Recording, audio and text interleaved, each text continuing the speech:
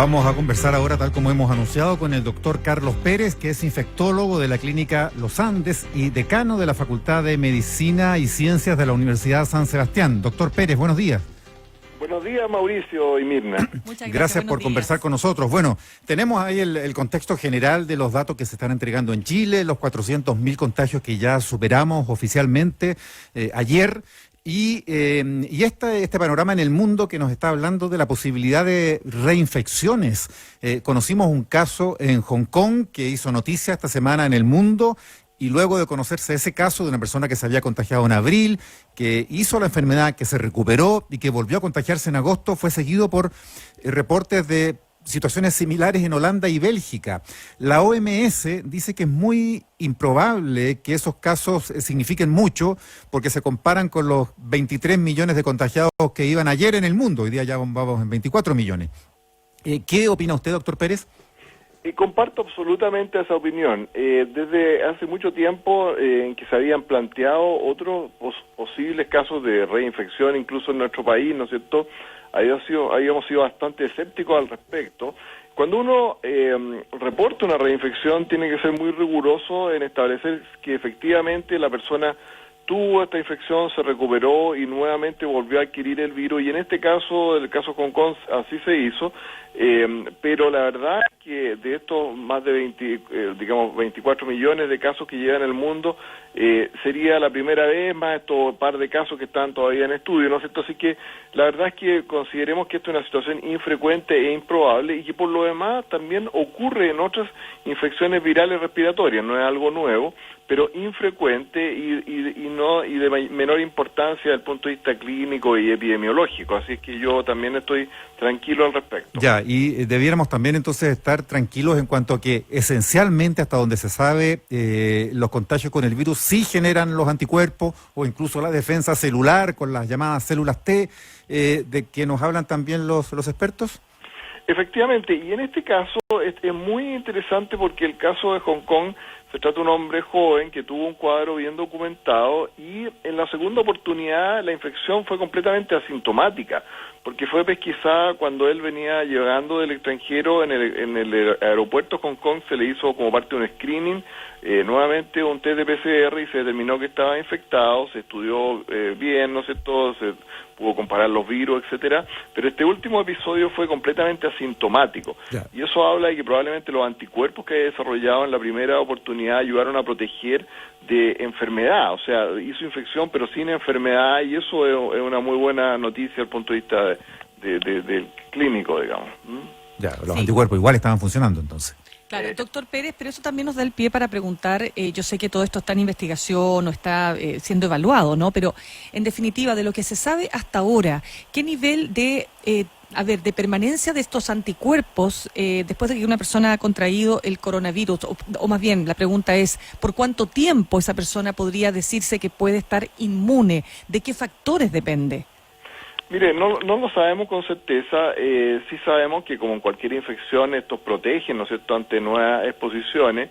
Si va a ser de manera indefinida o por algunos meses, no lo sabemos. En este caso en particular, como le digo, que es una situación aislada y muy puntual, fueron 4 meses y medio desde el primer episodio hasta el segundo, que fue completamente asintomático. Que se estén produciendo en el mundo algunas otras infecciones asintomáticas similares a este caso, con un virus que había cambiado, que era distinto, no es descartable, pero no tendría probablemente mayor impacto en las personas, porque, como le digo, se comportó de una manera muy benigna.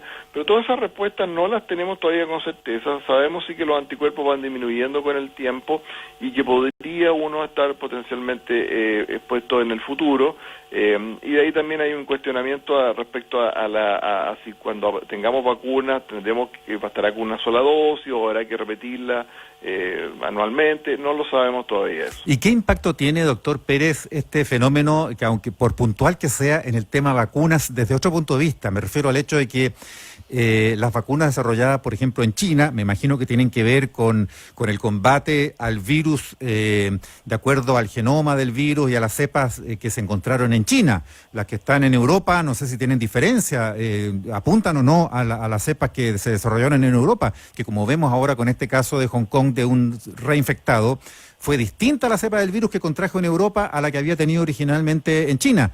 Entonces, las vacunas pueden tener también distinto efecto, porque el otro día conversábamos acá con el jefe del equipo que está trabajando la vacuna chilena, el doctor Alexis Kalergis, y nos decía que en una de esas puede ser interesante tener también una vacuna, pensando en esas hipótesis a futuro, que haya sido desarrollada acá, que en una de esas puede ser incluso más efectiva acá con la cepa del virus, de acuerdo a cómo ha evolucionado aquí en Sudamérica, por ejemplo.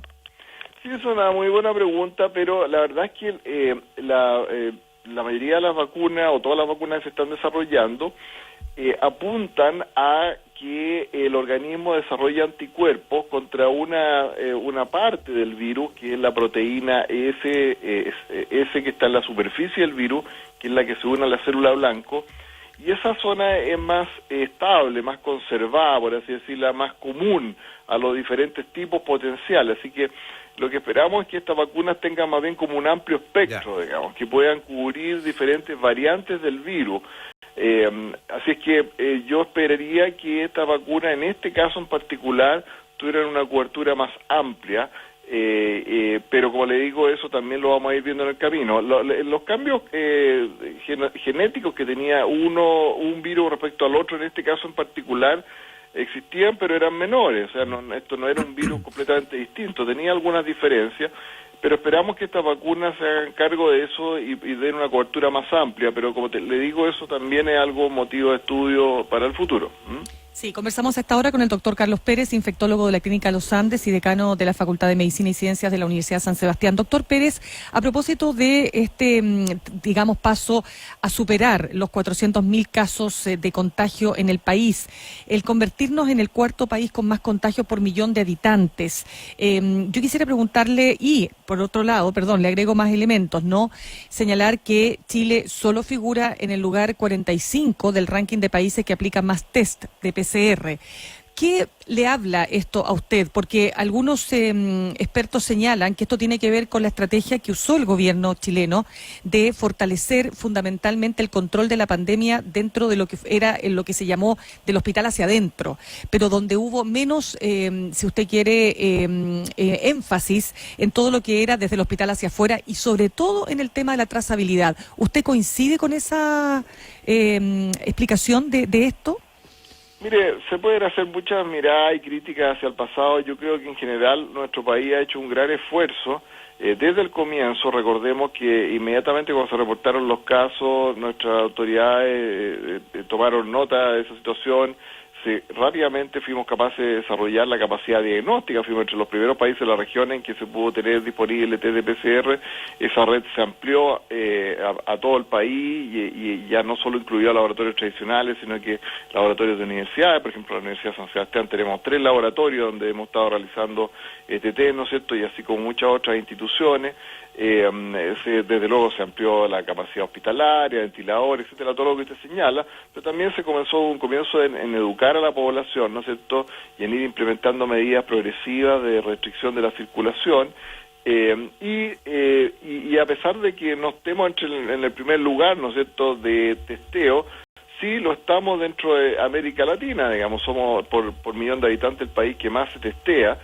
Siempre es poco, ¿no es cierto?, pero yo creo que se ha hecho un buen esfuerzo, y lo que sí probablemente pudimos haberlo hecho mejor, quizás en el tema de la trazabilidad, ¿no es cierto?, y el aislamiento de todos los contactos de estos casos, pero se ha ido mejorando. Eso sí que yo creo que podemos haber cometido algunos errores, pero en términos generales hemos podido enfrentar bien la pandemia y sobre todo atender a toda esta carga increíble que ha habido de pacientes, ¿no es cierto? Nadie se ha quedado sin atención y con una perfecta integración público-privada también, que es un ejemplo también de como lo hemos hecho. Claro, de acuerdo, pero para lo que se nos viene ahora, que es no solo el desconfinamiento, no solo el tener que retomar una cierta normalidad para poder efectivamente reactivar la economía y no seguir profundizando la crisis, el plebiscito, ¿dónde usted pondría el énfasis? Nuevamente en el tema de la trazabilidad, ¿cómo observa usted cómo se está manejando aquello? Bueno, yo creo que aquí hay dos responsabilidades. Hay una responsabilidad individual que siempre hay que destacarla y insistir. O sea, la primera responsabilidad de cada uno de nosotros en el autocuidado. O sea, el virus sigue circulando, el virus no ha cambiado su transmisibilidad, su virulencia, y por lo tanto debemos mantener las medidas de distancia física, uso de mascarilla permanente cuando salgamos de nuestros hogares, lavado de manos, ¿no es cierto? Y por supuesto del lado de la autoridad sanitaria y también la autoridad de salud municipales, de reforzar el tema del testeo activo, identificar a los contactos dentro de las 24, 48 horas, que es el concepto de trazabilidad, ¿no es cierto? Y asegurarnos del aislamiento de esas personas, de todas esas personas, para disminuir nuevos contagios. Hay una responsabilidad personal también de las personas que están diagnosticadas, de poder reportar adecuadamente cuáles han sido sus contactos, ¿no es cierto? Porque uno no puede ser adivino y a veces es difícil saber exactamente y seguir toda la secuencia de contactos que tuvo esa persona. Así que hay una responsabilidad compartida que tenemos que seguir trabajando en ello y ser muy activos en algunos lugares, por ejemplo, que estamos teniendo aumento de casos importantes, Magallanes, por ejemplo, algunas comunas y regiones del norte, pero porque si no lo que vamos a lograr es tener rebrote y nuevamente digamos reinicio de la confinamiento y de la cuarentena en algunos lugares del país, con todas las limitaciones que eso significa para las personas. Así que de nosotros depende, ¿no es cierto?, de poder tener una relativa normalidad en este tiempo, porque rebrotes se pueden producir, digamos. De todas maneras, de hecho, Mauricio, tú mencionabas, para cerrar nomás, tú mencionabas el caso de uno de los estados de Estados Unidos, ¿no? Claro, Donde, Alabama, claro. Alabama, ¿no es Un cierto? foco ahí en una universidad, 500 y tantos contagiados de una. Pero sobre todo porque habían hecho fiesta y Claro. sabían, bueno, es que eso es lo que pasa, la gente se empieza a relajar, cree que el todo nada, entonces ahí estamos con un problema. Doctor Pérez, en 20 segundos, el hecho de tener más de 400.000 contagiados, ¿usted comparte esa idea de que en una de esas son muchos más? En algunos países se habla de hasta 10 veces más contagiados reales, nunca detectados, pero que sí tuvieron el virus, no hicieron síntomas, nunca se supo, pero que implicaría que puede haber su par de millones en Chile de personas que sean ya inmunes o con anticuerpos? No sé si un par de millones, pero yo sí creo que han habido más, porque de hecho en muchos casos han habido toda una familia en que estaba infectado y el reportado, el que está, digamos, consignado en el sistema de vigilancia epidemiológica es solo el caso índice, ¿no es cierto? O personas con síntomas menores que nunca consultaron, así que sin duda que son más que eso, no sé si varios millones. Pero de todas maneras, la mayoría de la población en Chile todavía sigue siendo potencialmente susceptible, no tiene anticuerpos, no ha estado infectada y por lo tanto la necesidad de seguir cuidándonos. De todas maneras. Muchas gracias, doctor Pérez. Muchas gracias. Que esté muy bien. Buenos días. Buenos días.